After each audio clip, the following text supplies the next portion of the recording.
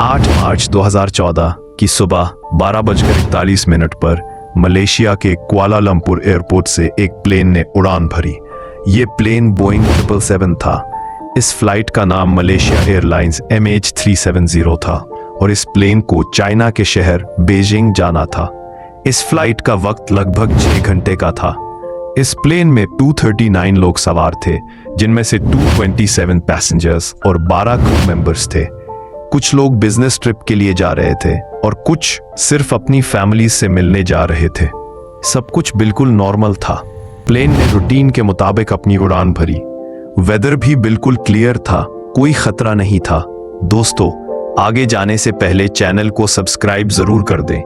Air traffic control के मुताबिक सब सिस्टम्स बिल्कुल ठीक चल रहे थे।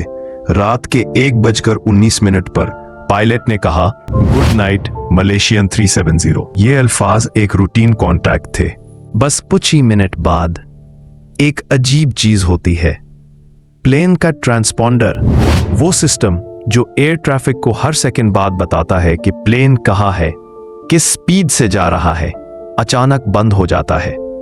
रेडार स्क्रीन पर MH370 प्लेन धीरे धीरे फेड होने लगता है और फिर एकदम से गायब हो जाता है। एयर ट्रैफिक कंट्रोल ने पायलट से कांटेक्ट करने की कोशिश की, MH370 डू यू कॉपी, लेकिन कोई जवाब नहीं आया। सबसे बड़ी हैरानी की बात उनके लिए यह थी कि अगर प्लेन को कुछ हुआ भी था तो पायलट्स ने मेडे कॉल या कोई मैसेज क्यों ना भेजा। उस वक्त किसी को समझ नहीं आया कि हुआ क्या है। क्या प्लेन क्रैश कर गया, क्या उस पर कोई हमला हुआ, या फिर वो एकदम से हवा में ही गायब हो गया। जब MH370 रेडार से गायब हुआ तो मलेशिया के एयर ट्रैफिक कंट्रोल ने वियतनाम कंट्री को अलर्ट भेजा, क्योंकि बोइंग 777 को बीजिंग तक जाने के लिए वियतनाम के ऊपर से गुजरना था।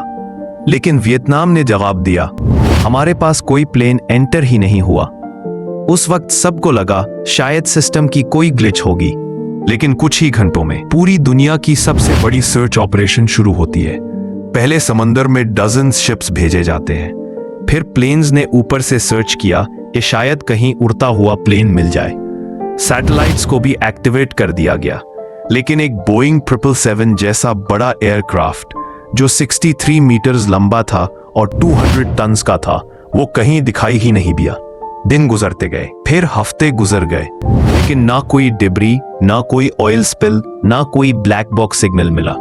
लेकिन फिर सैटेलाइट और मिलिट्री रेडार, जो ट्रांसपॉन्डर पर डिपेंड नहीं करता बल्कि प्लेन के फिजिकल एको को पकड़ता है, उसने तो कुछ और ही रिकॉर्ड किया। उसने देखा कि MH370 ने एक शार्प टर्न लिया जो सीधा रूट बीजिंग को छोड़कर इंडियन ओशन के नॉर्थ ईस्ट की तरफ चला गया। जब सबको लगा कि प्लेन समंदर में क्रैश हो गया होगा, तब एक और टेक्नोलॉजी ने सबको हिला दिया।